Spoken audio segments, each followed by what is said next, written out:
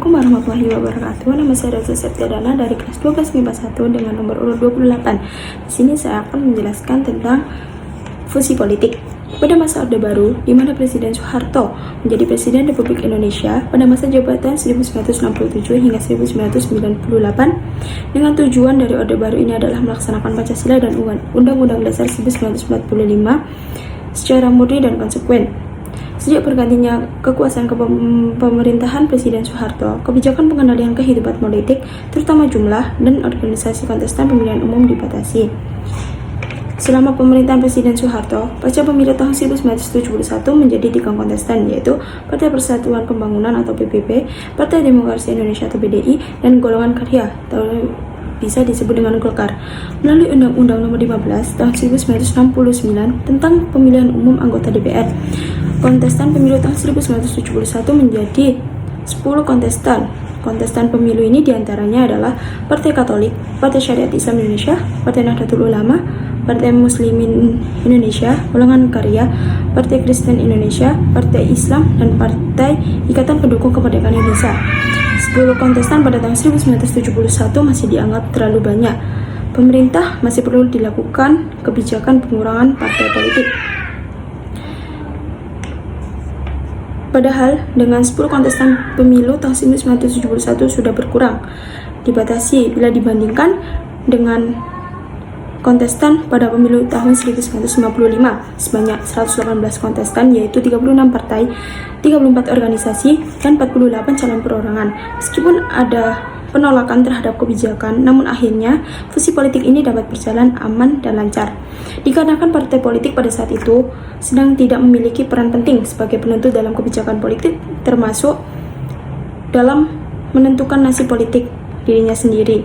Di samping itu, adanya sentimen negatif terhadap partai politik yang dikaitkan dengan tidak stabilnya situasi politik dan keadaan ekonomi yang memburuk. Gagasan untuk melakukan fusi politik ini sebelumnya disampaikan oleh Presiden Soeharto dalam pidato di Kongres ke-12 Partai Nasional Indonesia 11 April 1970 di Semarang. Gagasan ini diterima baik oleh berbagai partai politik seperti Partai Nasional Indonesia dan Partai Ikatan Pendukung Kemerdekaan Indonesia. Setelah itu, Partai Muslimin Indonesia, Jarnawi, menyatakan bahwa kebijakan fusi politik ini sesuai dengan rencana yang dibuat Kongres Umat Islam tahun 1962.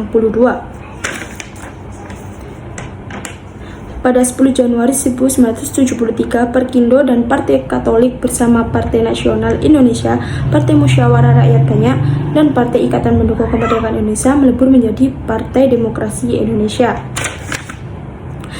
Dalam ketetapan MPR nomor 4 MPR 1973 tentang garis besar haluan negara, disebutkan bahwa untuk pemilu yang akan datang hanya ada 3 kontestan.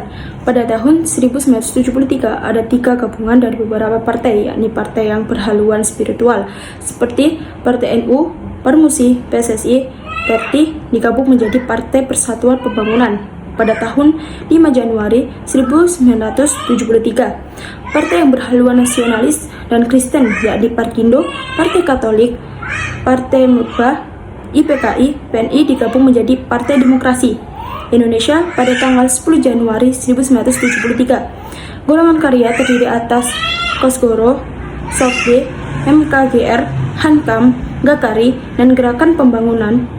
Kemudian pada 27 Agustus 1975, pengelompokan partai menjadi 2, yakni partai politik dan golongan karya, diatur dengan peraturan perundang-undangan, yaitu Undang-Undang Nomor 3 Tahun 1975 tentang partai politik dan golongan karya, dengan proses kebijakan fusi yang dilakukan oleh situasi politik yang ada dan dilengkapi perangkat perundang-undangan terkait bentuk dan jumlah kontestan politik pada pemilu.